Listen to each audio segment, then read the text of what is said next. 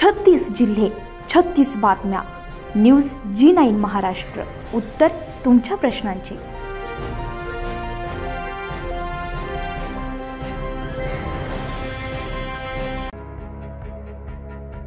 वेरूळला 24 नोव्हेंबरपासून पंडित राघवजी प्रदीपजी मिश्रा सिहोरवाले यांच्या शिव महापुराण कथेला आजपासून रविवारपासून प्रारंभ झाला असून महिला आणि शिवभक्तांनी सकाळी झालेल्या कलश मिरवणुकीमध्ये मोठ्या उत्साहात सहभाग घेतला होता. पंडित राघवजी मिश्रा यांची मिरवणूक मोठ्या उत्साहात सजवलेल्या रथामध्ये वाजत गाजत काढण्यात आली. या शिव महापुराण कथा 24 नोव्हेंबर रविवार ते 30 नोव्हेंबर शनिवारपर्यंत करण्यात आली आहे. या कथेचं आयोजन श्री क्षेत्र घृष्णेश्वर महादेव मंदिराजवळ असणाऱ्या राष्ट्रसंत जनार्दन स्वामी आश्रम या ठिकाणी असणाऱ्या डोममध्ये होत आहे.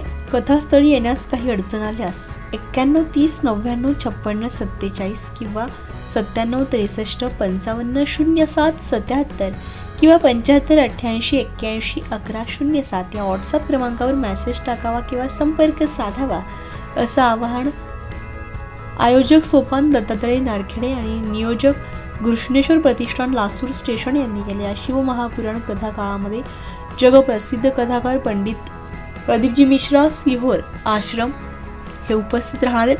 आयोजक सोपान नारखेडे आणि हितेश नारखेडे व नियोजन समितीचे विशाल शेठ मुंदडा, संतोष महाराज बिरुडे, रतन जानराव, कैलास हिंगमेरे, बाबासाहेब सोमासे पाटील, संतोष पाटील साखळे, संतोष कर्णावट, गुलाब वाघ, रामकृष्ण हडके, विजय डोके, गोविंद मुंदडा आदी शिवभक्तांनी या कथेला उपस्थित राहण्याचं आवाहन आयोजक आणि नियोजन समितीच्या वतीने करण्यात आले.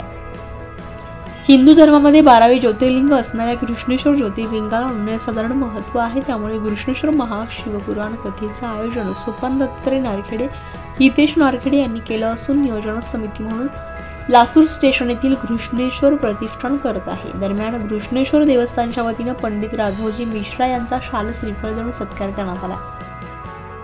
तुम दान भी कर आते हो तो 10 लोगों को पहले ढिंडोरा पीट देते हो कि 5 रुपए का बिस्कुट खिलाया है. कथा से आते आते 5 रुपए का बिस्कुट खिलाया है. और लोग भी विचित्र होते हैं कि अब मान लो आपने 5000 रुपए का दान दिया और आपने 100 लोगों को 200 लोगों को बताया. और जब आपने बताया तो जैसे आपके पेपर में माइनस मार्किंग होती है वैसे ऊपर भी कर्म में माइनस मार्किंग होती है. अब आपने 5000 का दान दिया तो ऊपर जाकर आपने 100 लोगों को बताया, 200 लोगों को बताया तो माइनस मार्किंग होगी. फिर कैसे फल मिलेगा, फिर कैसे पुण्य मिलेगा? हमें कर्म तो करना है लेकिन बताना नहीं है. जैसे एक व्यक्ति था जिसने 500 रुपए का गुप्त दान दिया. क्या दिया? गुप्त दान.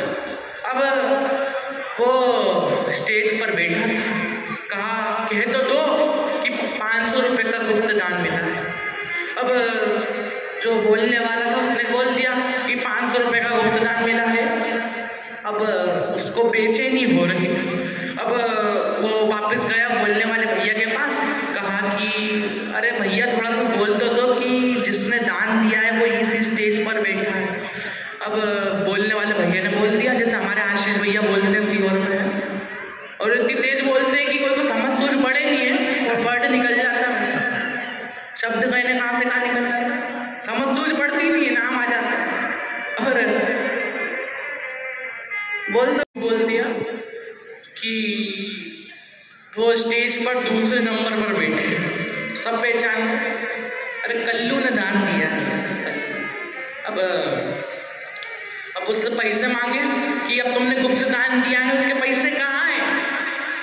अब कहा कि घर से आकर चेक ले जाना, घर से आकर चेक ले जाना.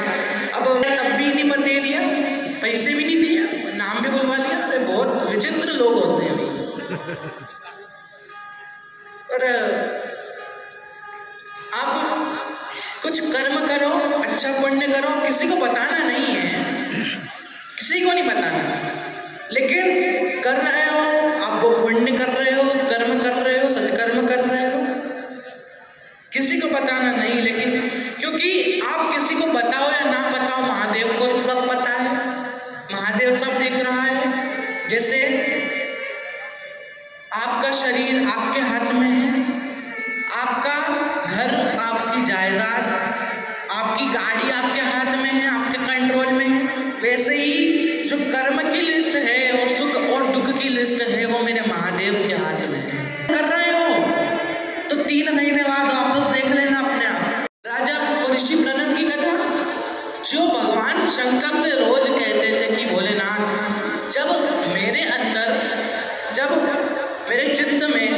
जब मैं कभी अहंकार और घमंड